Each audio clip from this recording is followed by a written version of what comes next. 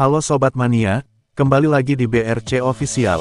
Ada kabar menarik nih mengenai para pemain PSM Makassar, menunjukkan performa membanggakan, walau pihak manajemen terus mengulangi masalah gaji. Jika ada skuad yang patut diberi penghargaan kesabaran tertinggi, itu akan jatuh pada skuad PSM Makassar. Juku Eja berulang kali mengalami permasalahan gaji setiap musimnya, termasuk beberapa bulan belakangan musim ini. Bulan lalu, pelatih Bernardo Tavares mengungkap anak asuhnya belum menerima gaji, meski berkinerja baik di Liga 1, 2024-2025. Bulan ini, Tavares menyuarakan hal yang sama, sebelum laga penting membawa nama Indonesia di ASEAN Club Championship 2024-2025. PSM baru saja menjamu Tan Hoa pada laga pamungkas fase grup ASEAN Club Championship, Rabu, tanggal 5 Februari tahun 2025 malam. Nermin Haljeta DKK memerlukan kemenangan untuk memastikan tiket semifinal mendampingi BG Pathum United.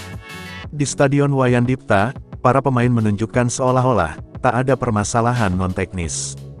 Mereka menang telak 3-0, menandaskan perlawanan Tan Hoa yang berasal dari liga lebih baik. Gol Daisuke Sakai pada ujung babak pertama mengawali pesta bagi pasukan Ramang.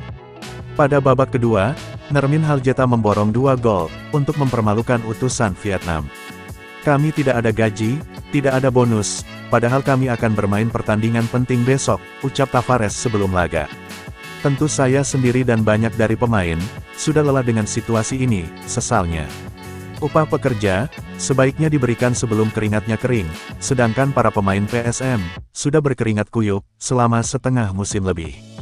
Manajemen PSM semestinya mengapresiasi kinerja baik pemain dan pelatih dengan minimal tepat waktu menunaikan kewajiban. Jika keadaan ini terus berlanjut, bukan tak mungkin akan terdapat eksodus pemain dan pelatih pada akhir musim nanti. PSM Makassar akan melakoni semifinal ASEAN Club Championship pada 2 dan tanggal 30 April mendatang. Pada babak tersebut, klub Vietnam lainnya sudah menanti, yaitu Chong An Hana FC. Adapun di Liga 1, PSM duduk nyaman di peringkat 10, dengan 31 poin, jauh dari zona degradasi. Nah itu dia sobat untuk update kabar hari ini. Bagaimana pendapat kalian sobat? Tulis pendapat kalian ya sobat, dan jangan lupa like, komen dan subscribe.